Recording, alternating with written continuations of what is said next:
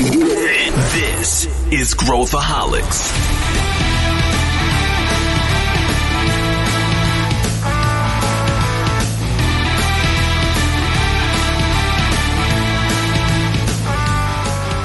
Olá pessoal, bem-vindos a mais um podcast Growthaholics, o podcast da ACE. Eu sou o Pedro Weingärtner, eu sou o CEO da ACE e sou o seu host nesse episódio. E hoje a gente vai falar de um tema que é muito interessante, porque grande parte das pessoas hoje no mercado estão sendo metralhados pela concorrência. Será que estão mesmo? E quem que é essa concorrência? Hoje o nosso tema é: precisamos ter medo da concorrência? Faz sentido ou não faz sentido nos tempos que a gente vive? This is Growthaholics.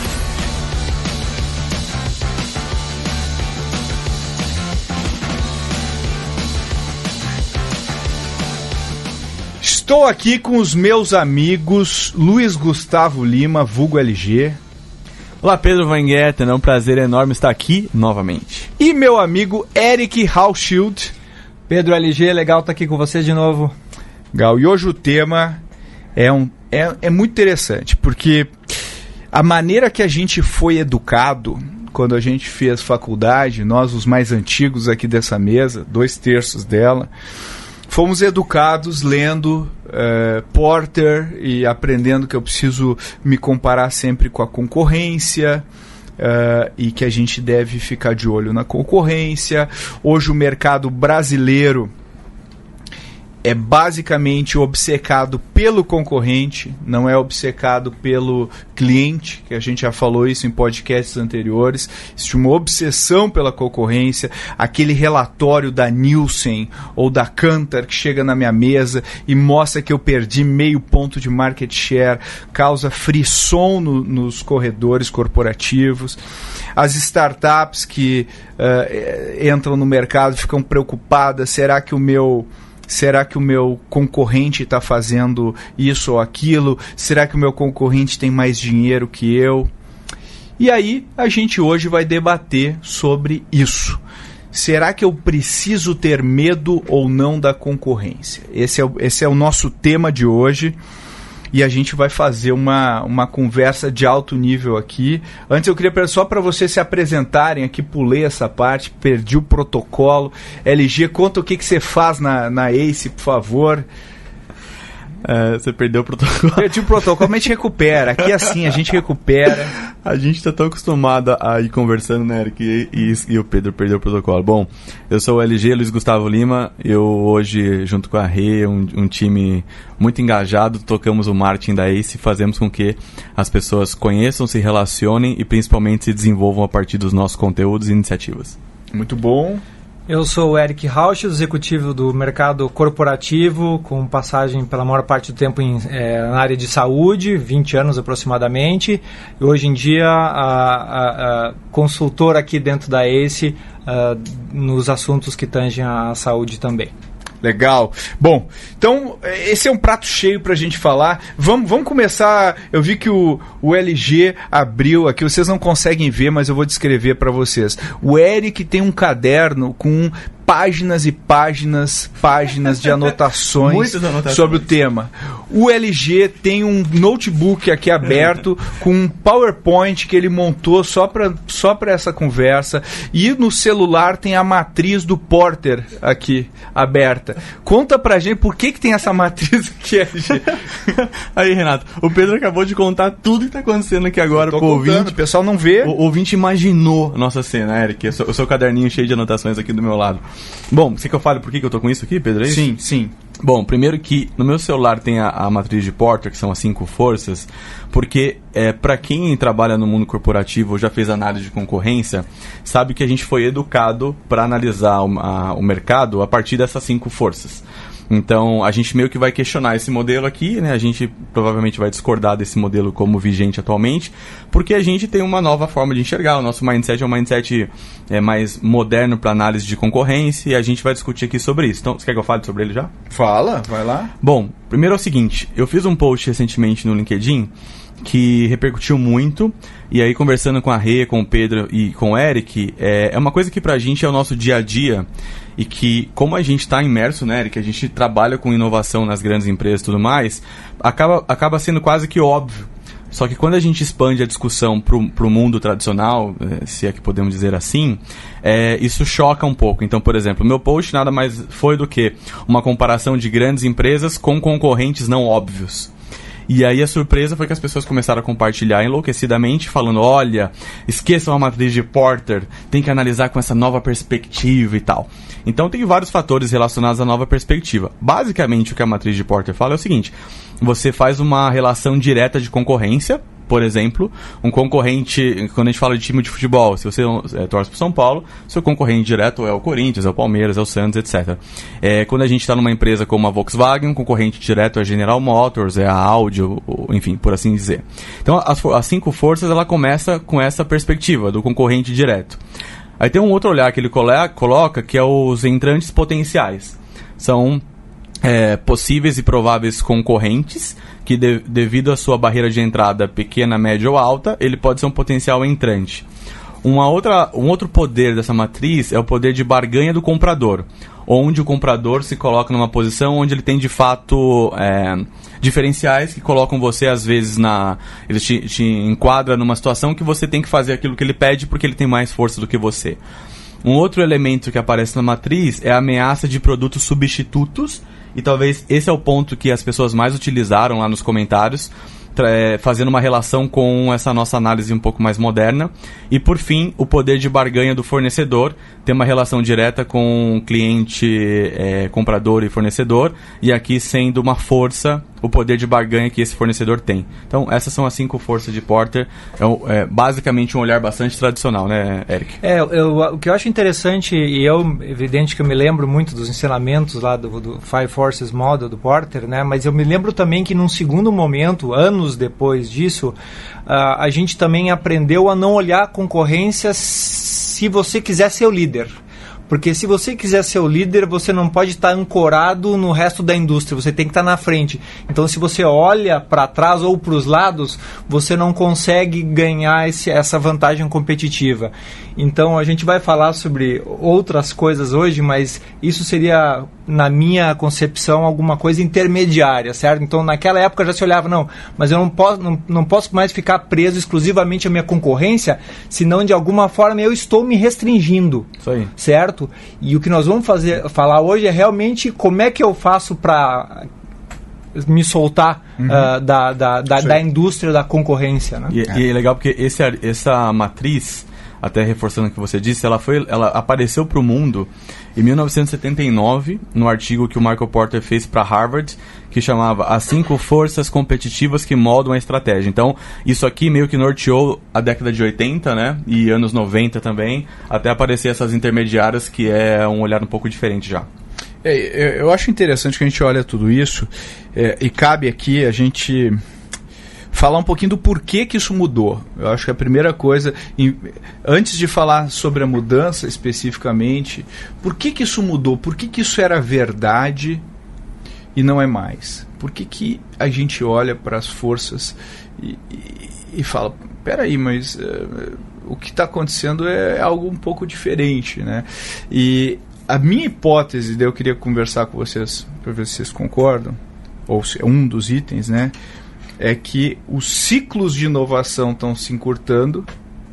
Então, quando o Porter idealizou isso, uma empresa tinha uma inovação, ela surfava nessa inovação durante décadas, né? Às vezes tem empresas centenárias aí que surfaram em inovação. E hoje em dia os ciclos não permitem mais que eu surfe em cima de uma inovação durante décadas, ou seja, os ciclos encurtaram. E aí isso diretamente na ponta, né, quem puxa tudo isso é o consumidor, que o consumidor muda de opinião, muda toda a cadeia, né, essa é a história do mundo dos negócios. Na ponta, o consumidor ele está bem menos fiel a produtos e serviços, né, ou seja, ele migra rapidamente. Ele está sendo exposto há várias outras formas de resolver o mesmo problema, daí a gente pode derivar para o job to be done, que antes, ou seja, tem gente explorando vários ângulos do problema. Então, e hoje em dia ninguém mais está se restringindo, ou pelo menos os players novos não estão mais se colocando na caixinha, que a minha crítica ao olhar um relatório da Nielsen e achar que o meu market share é X. Quem disse que o tamanho do mercado é o que o relatório da Nielsen mostra? E quem disse que esse é o recorte que eu deveria olhar para tomar uma decisão? Então, eu acho que essas coisas somadas fazem com que não seja tão produtivo olhar para a concorrência, pelo menos não do jeito que a gente está acostumado a olhar para a concorrência. Faz sentido isso para vocês? O que eu estou viajando aqui? Não, acho que faz, Pedro. Quando você vem olhando a trajetória das empresas e você usou o termo inovação, os ganhos que as empresas vinham auferindo com os seus projetos de inovação vinham sendo marginais, certo? Você não conseguia um ganho exponencial ou mesmo uma disrupção no mercado baseado somente olhando o seu microcosmos, né? E olhando tradicionalmente o que a sua indústria vinha fazendo, o que os seus concorrentes vinham fazendo. Então, eu acho que houve um entendimento, e a partir de várias experiências bem-sucedidas de empresas que entraram com inovação disruptiva, que um outro olhar era necessário para você auferir ganhos exponenciais. Você fazer uma extensão de linha ou um sabor novo ou uma embalagem nova com menores quantidades, isso, apesar de muitas vezes gerar ganhos extras para as empresas, já não eram mais suficientes para manter elas competitivas e levar elas para o próximo nível. Um exemplo bom disso, até pegando o gancho da extensão de linha, é uma Disney, por exemplo, com os Vingadores, que não é nada mais do que uma extensão gigantesca de linha. É uma saga que os caras estão criando há décadas, quase 2 décadas, né? De um herói atrás do outro e tal. Só que tem um limite para a Disney. Então ela é forçada a pensar agora em distribuição, porque o concorrente dela não é o outro filme que está passando no cinema concorrendo com os Vingadores, não é o filme da DC. O concorrente dela é a distribuição, é o cara que ele vai lá dar o play e de repente ele não vai mais no cinema, ou ele não. E aí ela tem que criar o Disney Plus para de fato concorrer com esses caras aí. E aí quem que é o concorrente dela? É o outro estúdio, ou é a Netflix, ou é todo mundo? E aí o ambiente competitivo se torna muito mais complexo e difuso. A indústria de entretenimento, que nem ele estava citando no Fortnite. Fortnite não é um filme, por assim dizer, mas ele está concorrendo na mesma categoria de entretenimento. E esses caras estão começando a dominar os canais de distribuição, porque eles estão hoje em todas as casas do mundo inteiro, com uma multiplicação, com uma taxa de multiplicação absurda. Exato. E eles geram merchandise, e aí vai competir na loja. Eu vou comprar um Buzz Lightyear ou o bonequinho do Fortnite. E aí começa a cadeia toda. E essas franquias, né, de jogos, por exemplo, elas têm uma longevidade maior do que se a gente for pegar uma franquia de cinema, né? Muitas vezes pega jogos, League of Legends tem mais de 10 anos já no mercado, e a gente achava que jogo era lançava, tinha o hype e baixava. Então o jogo Candy Crush tem 10 anos. Então essas categorizações estão muito mais complexas da gente fazer, e não dá mais pra gente entender o concorrente como a gente entendia antes. E daí vem, aproveitando esse ponto, o presidente da Netflix, no relatório para investidores, apontar lá que esse movimento da Disney, ele acompanha, sabe o que está acontecendo, ele sabe para onde a Amazon está indo, e a HBO, mas o que tira o sono dele de fato é o que o Eric acabou de dizer, né, o Fortnite. E aí eu estava lendo o relatório oficial. Os investidores não entenderam quando ele disse isso, porque eles não estão acostumados a olhar dessa forma. Para eles é uma análise óbvia. Netflix disruptou o mercado de locadoras, né? Então a Blockbuster ela fez a disrupção. Então, teoricamente, ela deveria se preocupar com concorrentes de streaming. E não é verdade, não é o que a gente está vendo, né? A gente está vendo eles preocupados com Fortnite, que tem mais de 100 milhões de usuários no mundo todo, dedicando tempo pro jogo. E os jovens hoje, eles estão, né? Quando a gente chega em casa lá, hoje uma pessoa da nossa idade aí, vai lá e liga a TV, né? Eles pegam um jovem, mais jovem, game first. Ele liga o jogo, ele não liga... E o jogo, ele está migrando a parte social para dentro do jogo, ele está interagindo com os amigos dentro do jogo. É um lifestyle. É um lifestyle. E é um modelo de receita recorrente também. Olha que interessante isso, porque além de ser modelo de receita, ser um game first, etc., isso muda a vida dele de forma que ele passa a consumir coisas relacionadas àquele universo, né? Disso surge uma indústria que a gente não estava olhando tanto quanto a gente olhava para outras indústrias, que é o eSports. Então o eSports, além de ter times profissionais de adolescentes e jovens que são patrocinados para treinar, para ser um atleta do esporte, mas também gera uma indústria de consumistas, né, de consumidores daquele estilo de vida, daquele universo do jogo. E desde streaming para transmitir live, tipo Twitch, o jogo do cara, até ginásios ao vivo fazendo um campeonato. Então, assim, são mercados que a gente vê surgindo do dia para a noite e a gente não sabe para onde está indo a grana, né? Porque, na verdade, no final do dia, a grana não aumenta, né?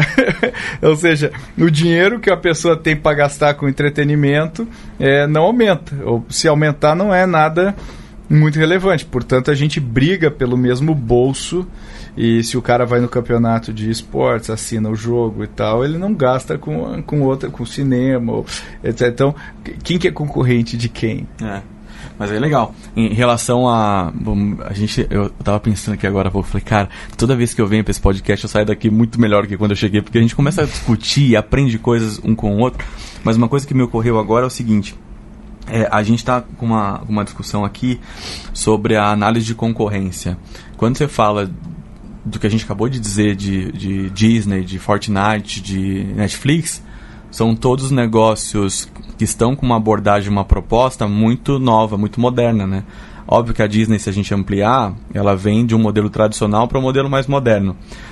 A Netflix, ela teve uma transição, mas ela é muito mais moderna, e o Fortnite é quase todo moderno.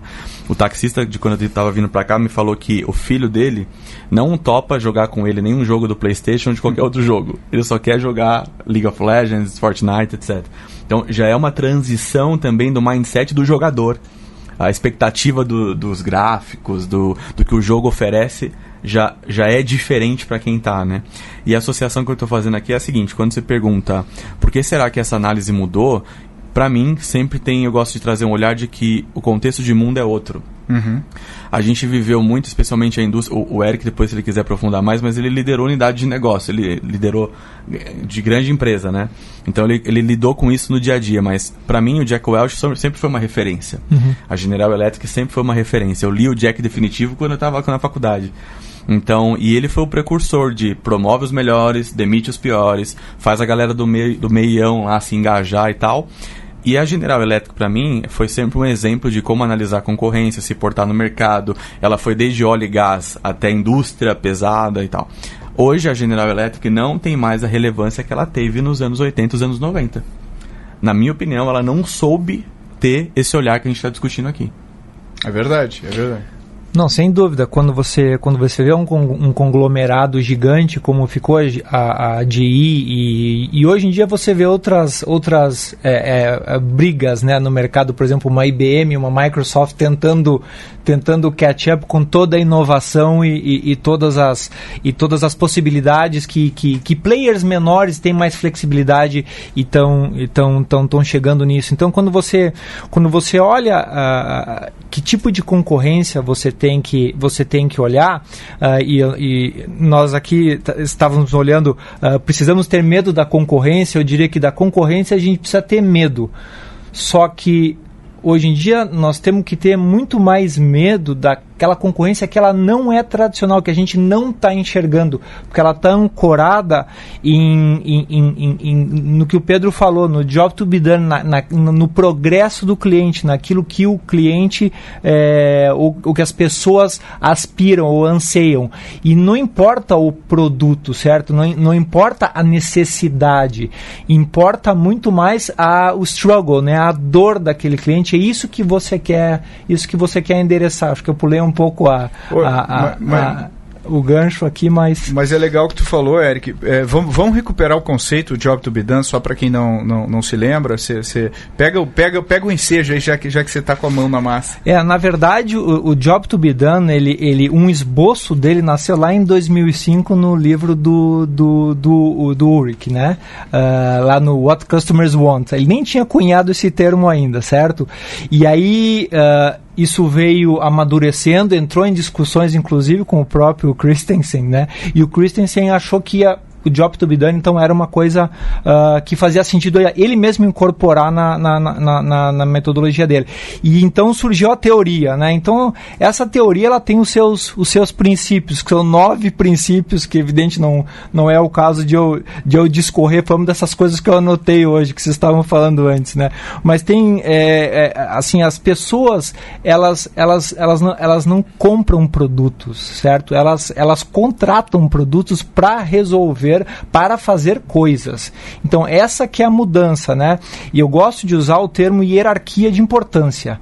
Então, assim, o job to be done, ele está acima numa hierarquia de importância do que um produto, certo? Porque você pode ter vários produtos ou várias formas para atender um job to be done, certo? Ou seja, você tem algo a ser feito que não necessariamente apenas um produto faz. Vários produtos podem fazer Exatamente. Aquilo. Nesse sentido, você está invertendo a lógica de concorrência. É isso. Exatamente. Exemplo, consegue dar um exemplo? A gente, por exemplo, você tem cortadores de grama, certo? Então você tem um cortador de grama da Bosch, você tem um cortador de grama do fabricante B, certo? Mas na verdade, qual é que o job to be done? É cortar a grama? Não é cortar a grama, é deixar o quintal bonito, certo? Então você pode, para isso, contratar um jardineiro, você pode plantar uma grama ou plantar um outro tipo de grama que não necessite corte, certo? Então é muito... eu gosto do termo hierarquia, né? A hierarquia é deixar o quintal bonito, certo? Esse é o objetivo. O cortador de grama é um produto que ajuda uma das várias formas de você poder deixar o quintal bonito, certo? Então a gente poderia falar assim que o objetivo fim, a pessoa define, e o produto ele é o meio para atingir aquele objetivo. Deveria ser isso. E esse é um conceito que vale a pena a gente forçar mesmo, porque sempre as pessoas, quando aprendem, elas dão esse feedback pra gente. Como é mind-blowing, né? Como ele abre a mente quando eu aprendo a enxergar, a olhar o mercado, a análise de concorrência, o meu produto ou serviço com a perspectiva do job to be done, né? Lá nas aulas na SPM eu costumo usar o exemplo do quadro, que ele é bem didático, que a nossa olhar trivial, se pegar uma empresa tradicional como a Bosch, por exemplo, que tem furadeira, a furadeira ela tem, certamente nas análises que o Pedro estava dizendo aqui de market share, os concorrentes triviais, né, Pedro? Então, eu não sou um cara super usuário de furadeira, mas tem a Black & Decker, Valita, que competem diretamente com ela, né? Então, é bem provável, eu diria que quase 100% de certeza, que o gerente da categoria furadeiras domésticas compara o faturamento dele com um dos concorrentes. Esse é o trivial. E aí, no sentido do que você está dizendo aqui, Eric, o exemplo na SPM é assim: quero colocar um quadro na parede, eu tenho a opção sempre de furar essa parede com uma furadeira, colocar a buchinha e prender. Mas eu também posso ir no Multicoisas e escolher alguma coisa daquela loja para pendurar o quadro. Eu também posso comprar uma fita adesiva dupla face da 3M e pendurar o quadro. Então, só aqui já são 2 exemplos para quem está ouvindo a gente de como a perspectiva do job to be done coloca você num outro prisma, num outro olhar. Quer ver um exemplo interessante? Eu estava lendo semana passada sobre a música e sobre o mercado de música. O mercado de música, não sei se você sabe, mas ele encolheu, o bolo total do mercado de música encolheu como um todo, né? Tanto que os artistas estão ganhando mais dinheiro agora com shows e tal. Há muitos anos isso já acontece, mas hoje mais do que, né? Quando o Rolling Stones lançava um disco, a turnê era para promover o disco. Hoje a turnê é para ganhar o dinheiro e o disco é para promover a turnê. Mas o interessante é que o streaming aumentou e, obviamente, a receita do streaming ela não é a mesma da receita do que eles tinham antes, então o bolo caiu. Mas olha que dado interessante. Pela primeira vez nos últimos anos, né, já foi, mas agora a venda de vinil superou a venda de CD. Né? Hoje a gente compra mais vinil do que CD. É óbvio que os dois são marginais comparado ao bolo do streaming que só cresce ano após ano. O que eu quero dizer com isso? Mas o vinil, o que tem a ver o vinil com... não, é outro job. Então, se a gente olhar o mercado da música e somar tudo, música... Então, o vinil concorre com o streaming? Não. Porque, embora eles estejam na mesma categoria de áudio, o vinil ele significa outra coisa para o cara que compra. Outro job. Ele é outro job, ele quer ser cool, ele está querendo voltar um pouco para as origens e tudo mais. E o CD ficou um pouco no meio do caminho. Ele é tecnológico, mas nem tanto quanto um streaming, né?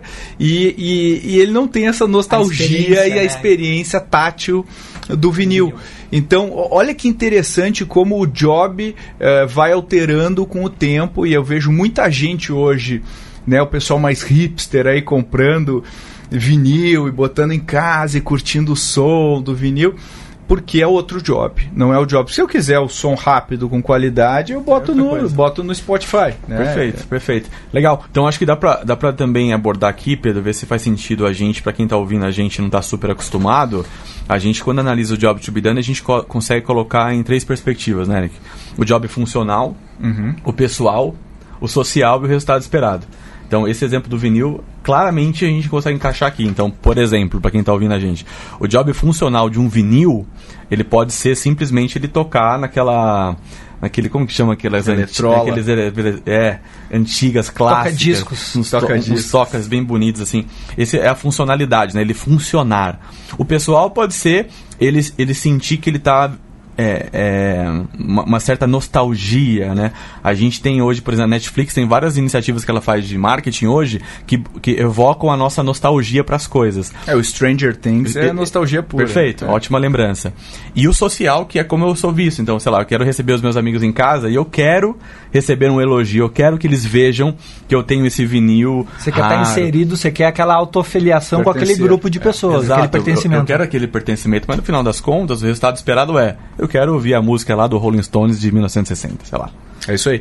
E eu acho que tem um gancho aqui também, que eu acho que vale a pena pra gente falar pro empreendedor que está tocando um negócio. E eu acho que o meio corporativo também, mas eu acho que o meio corporativo é mais obcecado no sentido de precisamos superar a concorrência. E o empreendedor é mais... quando está preocupado com a concorrência, meu Deus, eu vou morrer. Tem um concorrente aqui que é mais poderoso que eu, tem mais dinheiro, enfim, está executando melhor. E eu gosto muito da Oprah, nossa Oprah Winfrey, que é uma super empreendedora. E a gente fala pouco lá do empreendedor da Oprah, mas ela é uma monstra, né, em termos de tudo que ela construiu. E ela fala uma coisa interessante, ela fala assim, corre na sua própria pista de cavalo. Fala assim, se você está correndo lá no jockey, você tem que correr na sua própria pista. No momento que você olha para o lado para olhar a pista do outro, um outro cavalo te ultrapassa. Então eu acho que essa metáfora que a Oprah fala, que é de você estar focado no seu cliente, em resolver o problema do cliente e resolver de maneira única aquele problema. Porque se você quiser copiar o cara do lado, o cara tem outra história, outra configuração, outro racional que talvez não seja o melhor, e você vai ficar mais lento e vai criar uma empresa não tão boa quanto você poderia. Então isso que eu queria comentar um pouco aqui com vocês, sobre essa neura que nós temos hoje com os concorrentes. Meu Deus, o concorrente lançou um produto novo. Meu Deus, o que o concorrente está fazendo? Olha, eu fui no evento do concorrente, ele falou isso. Vocês acham que isso é fundado? Até onde a gente deveria se preocupar com o concorrente? Eu acho que ignorar o concorrente não é racional. Não é racional. Não. Mas obcecar com o concorrente não é racional. Onde que é o ponto ótimo? Onde que a gente deveria olhar? O quanto a gente deveria olhar? Eu acho que assim, você nas corporações, você sempre aprende que lá no topo da corporação, a principal função de um C-level é indicar quais que são as fronteiras do que é aceitável em termos de estratégia corporativa, certo? Então, se a partir dali você já está dizendo que eu só vou jogar nesse playing field aqui, eu já estou basicamente dizendo que eu vou me circunscrever a analisar só a minha indústria e por consequência, os meus concorrentes.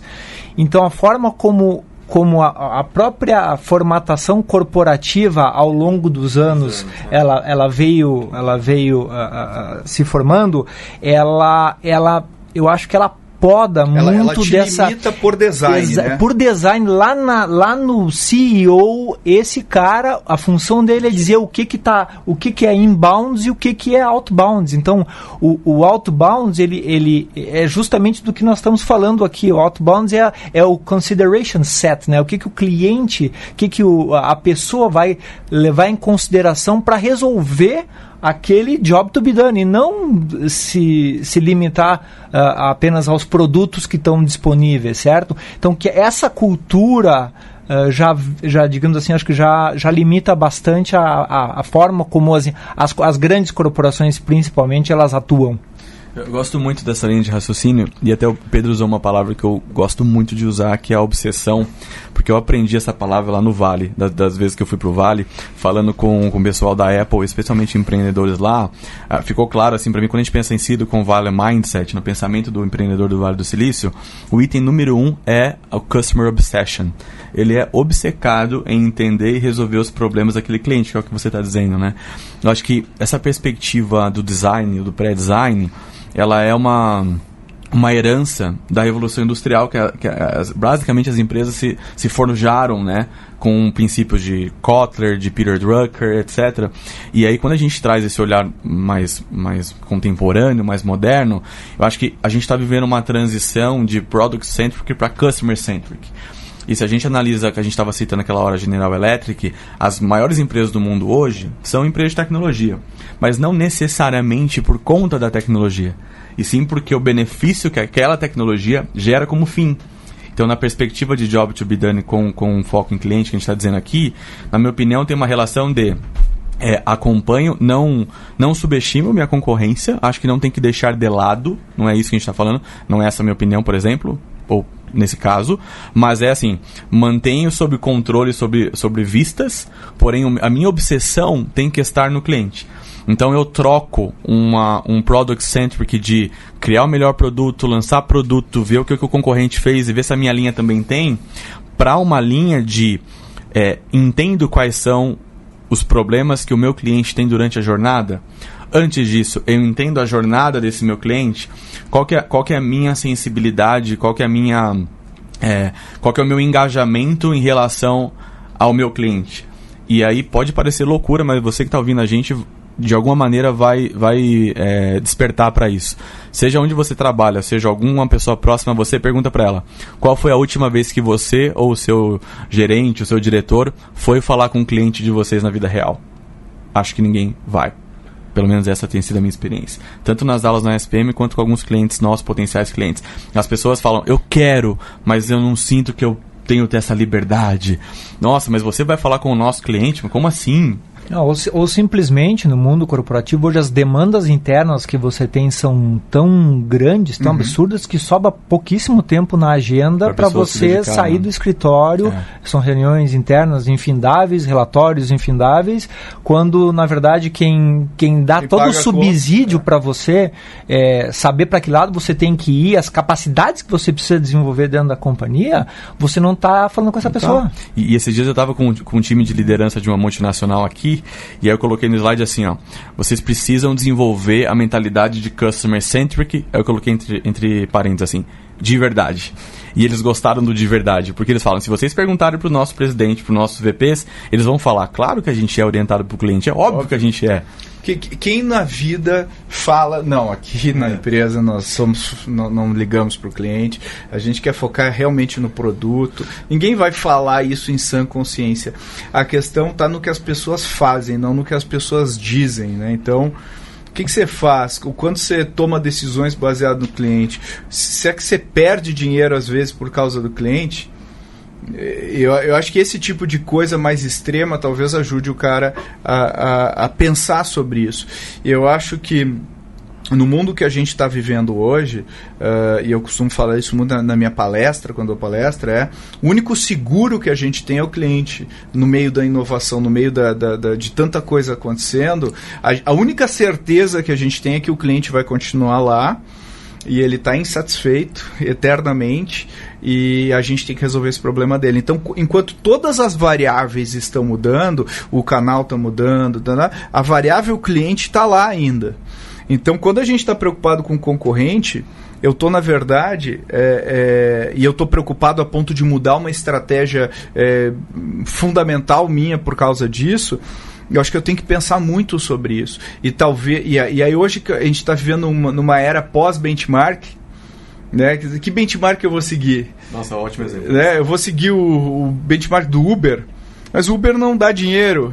Então, será que o Uber é o cara que eu deveria seguir? Não, mas por outro lado, o Uber conseguiu criar um mercado novo que não tinha, e então ele tem coisas que eu poderia seguir. Então fica muito difícil, porque até pouco tempo atrás eu tinha uma lista de caras que eu poderia seguir, ou etc. Padrão de excelência de atendimento é a Disney, padrão de não sei o que é o cara tal. Hoje em dia, quem que é padrão do que aqui? Né? E essa complexidade que a gente não vê. E aí o que eu acho que acontece um processo mental de super simplificação do que está acontecendo e tentar trazer as coisas para o universo conhecido. E ao fazer isso, eu elimino variáveis que, na verdade, são as variáveis fundamentais. E eu passo a olhar variáveis que não são mais tão importantes. Eu acho que é um paradoxo que a gente está vivendo hoje em termos de como a gente lida com as coisas, né? Porque a gente tem uma tendência natural, até cognitiva, de buscar a nossa zona de conforto, né? Eu aprendi a fazer assim, eu me dou bem fazendo assim, estou acostumado a fazendo isso. E o que você está me dizendo é que as regras do jogo mudaram, ninguém me avisou, tá aparecendo gente de tudo quanto é lado competindo, me atacando. A gente viu isso na East Innovation Survey deste ano, a nossa pesquisa de inovação com executivos, que 70% dos executivos brasileiros afirmam que estão sendo atacados. Mas é isso, ninguém me avisou que eu seria atacado. Eu estava aqui acompanhando meu concorrente. A questão é que agora eu não sei de onde está vindo mais o tiroteio, né? Estou no meio dele.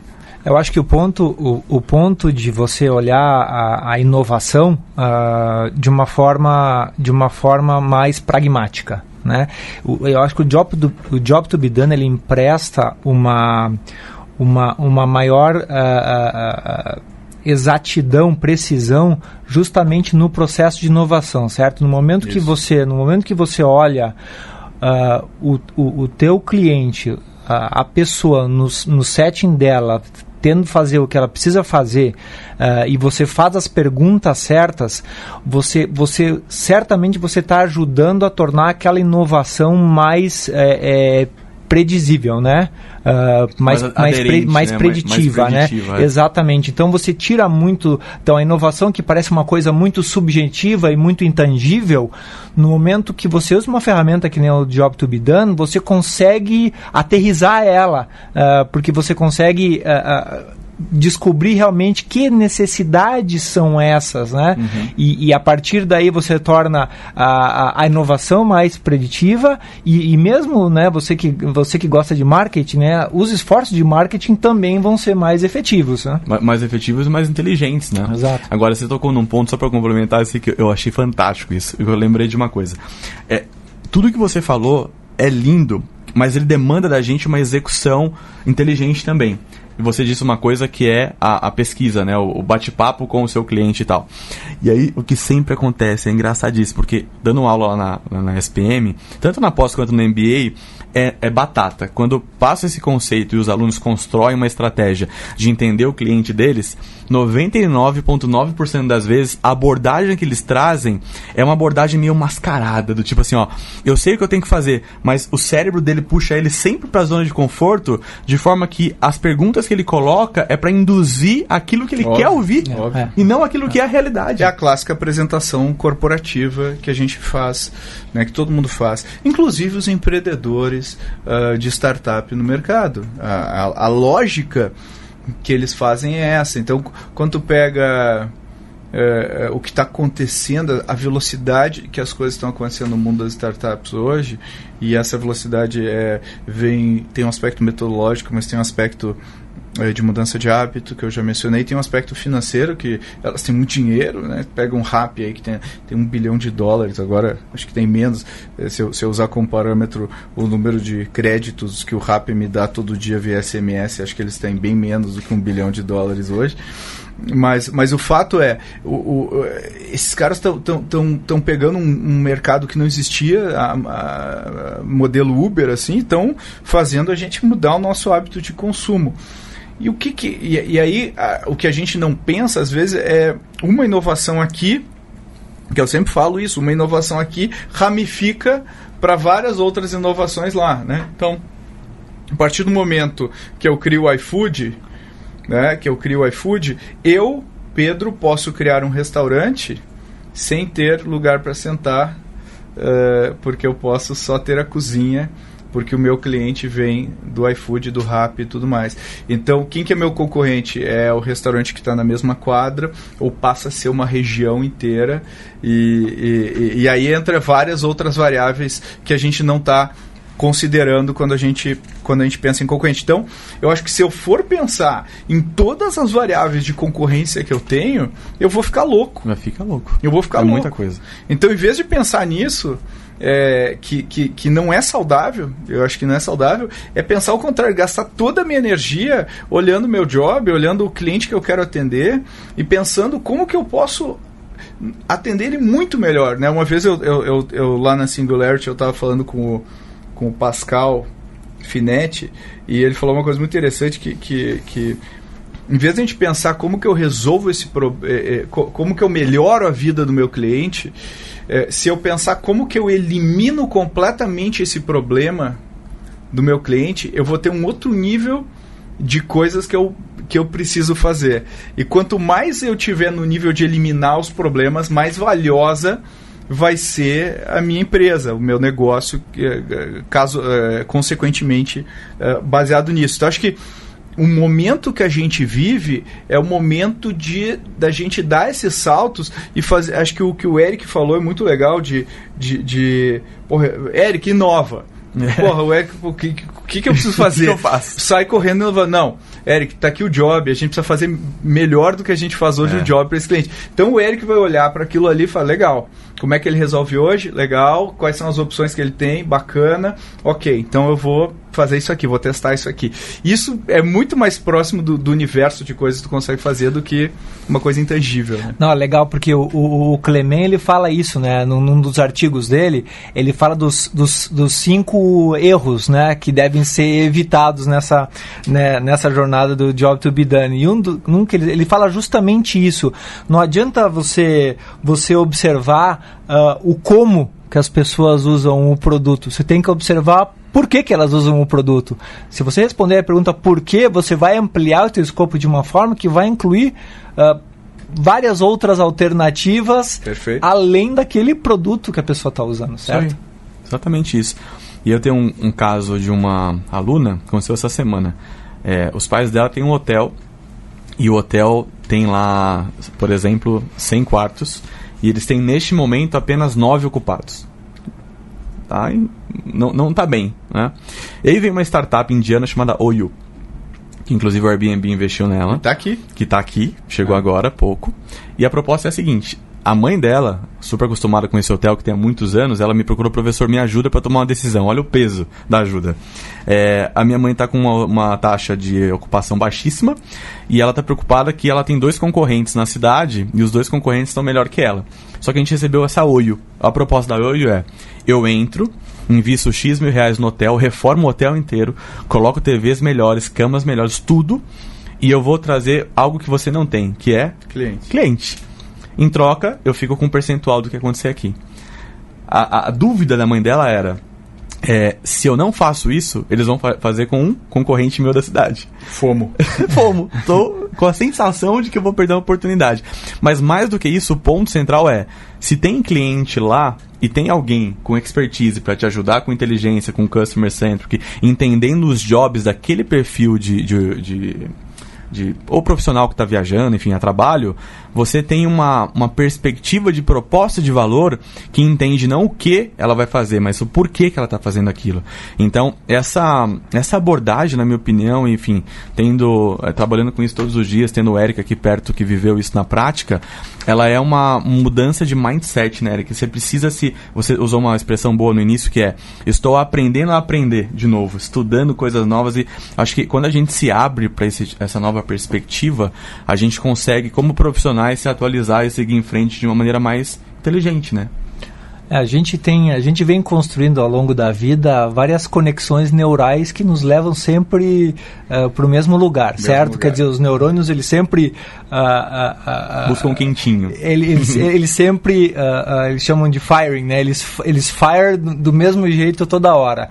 Então, como é que você desaprende? É uma coisa que já está quase que no nível físico no seu cérebro, certo? Você tem que meditar para poder chegar numa camada onde você para de pensar da mesma forma como você está acostumado a fazer. Eu digo isso porque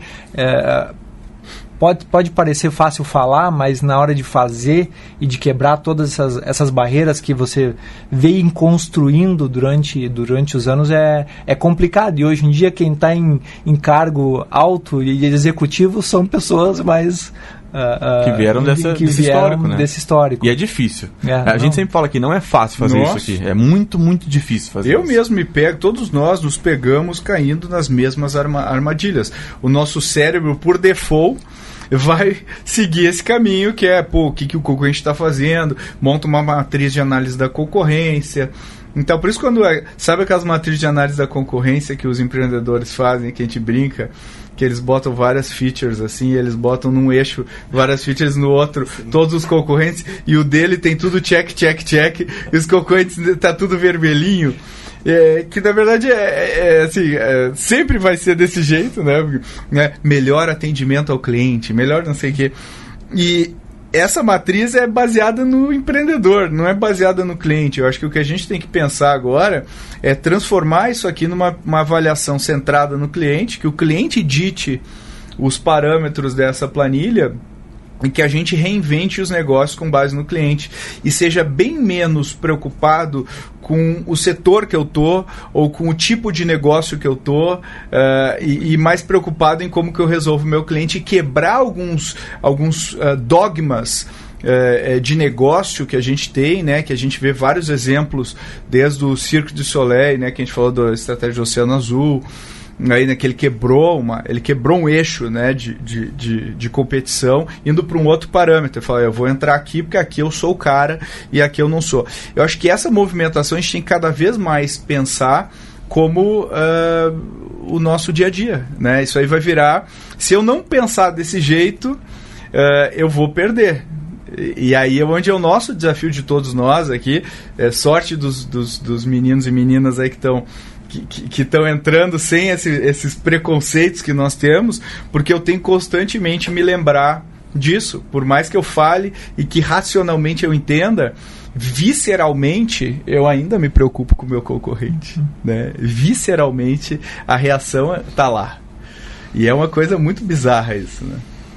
Cara, isso é bizarro. Nossa, tô pensando no nosso planejamento estratégico, o quanto isso é bizarro. Um tem que ficar cutucando o outro para não cair na vala comum, no senso comum, né? Vamos lá, então vamos fazer um encerramento aqui e eu vou fazer a pergunta para vocês agora para a gente fazer a amarração final. Essa discussão aqui já me deu várias coisas para pensar. Acho que os nossos ouvintes, aí, você que está ouvindo na esteira da academia do bairro e está pensando no seu negócio ou no seu dia a dia, tenho certeza que você teve vários insights aí. E eu queria perguntar agora para o Eric e para o LG, a gente precisa ter medo da concorrência, LG? Bom, minha opinião é que medo não, mas sim respeito e acompanhamento. Medo daquilo que eu não vejo, que eu não sei de onde pode vir, eu preciso ter um cuidado com isso, mas acima de tudo eu preciso ter uma obsessão ferrenha e absolutamente indestrutível para resolver o problema real do meu cliente, entender quem ele é, onde ele está, o que ele sente, o que ele faz, para a partir disso eu criar soluções para ele. Eu acho que medo você precisa ter quando você percebe que o seu concorrente ou a sua concorrência está desenvolvendo capacidades muito diferentes do que a indústria tem oferecido até então. Essa é a pista. Ou seja, isso já é uma pista de que o mercado pode entrar numa disrupção, esse comportamento diferente, certo? Mas quando eu olho assim para aquela concorrência que é a concorrência não tradicional, certo? De outras empresas ou outros empreendedores que estão aí sim olhando o job to be done de vários outros clientes, aí eu ficaria muito preocupado, porque eu preciso fazer isso. Se eu quiser não só continuar vivo, mas crescer e ser uma das empresas que pode causar uma disrupção no mercado, eu preciso estar preocupado com o cliente e eu preciso estar preocupado que outras empresas não façam isso melhor e antes do que eu. Então, eu acho que é muito mais um call to action propriamente dito do que um medo, uma preocupação com esse novo, vamos dizer assim, esse concorrente invisível. Legal. Que tem hoje em dia. Eu concordo com vocês. Eu acho que precisamos ter medo da concorrência. Eu acho que talvez precisamos ter medo dos nossos conceitos em relação à concorrência. O que eu entendo como meu concorrente é que tem que estar em xeque, porque a concorrência existe e ela é concorrência para resolver o problema do meu cliente, e não aquela concorrência que vem no relatório lá de market share. E essa concorrência do relatório de market share é a que eu menos tenho que estar preocupado, eu acredito. E talvez com o nosso foco de trimestre a trimestre e resultado do ano, a pressão por se preocupar com esse tipo de concorrência seja maior do que deveria ser se a gente olhasse no long run. E aí entra a cabeça de dono, né? Porque o dono pensa na sobrevivência do negócio, o executivo pensa no bônus e no seu ciclo na corporação. Então acho que esse é um pouco do estímulo que o executivo recebe de competir nesse track que é finito, e me dá uma sensação de que o jogo é esse, e não é, né? Não, eu sei que a gente está terminando, mas é gozado porque o que confirma muito o que você acabou de falar, o Elon Musk, ao longo da história da Tesla, né, ele sempre falava para todo mundo, em alto e bom tom dentro da Tesla, que ele jamais queria levar a Tesla pública porque ele ia justamente a cair nesses pitfalls, entendeu? De uma empresa que tem que prestar contas. Então ele preferia enquanto ele pudesse, ele preferia que as empresas dele, a Tesla ou a SpaceX, fossem privadas, porque ele poderia fazer as coisas rapidamente, com mais agilidade e sem ter que jogar para a torcida, que é o que a maior parte das empresas abertas tem que fazer. Tem que fazer, e não dá para censurar, né? Então, gente, muita informação, muita coisa legal, e a gente falou hoje sobre se a gente precisa temer ou não a concorrência com os nossos convidados, LG e Eric. Obrigado pela participação de vocês. Valeu. Obrigado, Pedro. Obrigado, Eric. E a gente vai se despedindo aqui em mais esse episódio do Growthaholics. Obrigado pela audiência de vocês. Se você gostou, se você gosta do Growthaholics, é muito importante para a gente que você ajude a divulgar. Compartilhe nas mídias sociais, compartilhe com seus amigos, amigas, colegas de trabalho. É muito importante que mais gente conheça esses conceitos que a gente está trabalhando aqui, porque é uma coisa que o mercado hoje, na sua grande maioria, não sabe. Então compartilhe. Se você ainda não assina, assine a Growthaholics, que é o nosso newsletter. A gente manda toda quinta-feira, sai junto com um episódio novo do podcast. E você vai ter a possibilidade de ver todas as notícias que estão acontecendo naquela semana em inovação, tanto aqui quanto fora do país. A gente faz com bastante carinho para vocês. E não deixe de compartilhar, de comentar também, né, nas mídias sociais. Comente, fale o que você acha, sugira pautas. A gente está sempre ouvindo e a gente gosta muito de receber notícias suas. Valeu e até a próxima edição do Growthaholics. This is Growthaholics.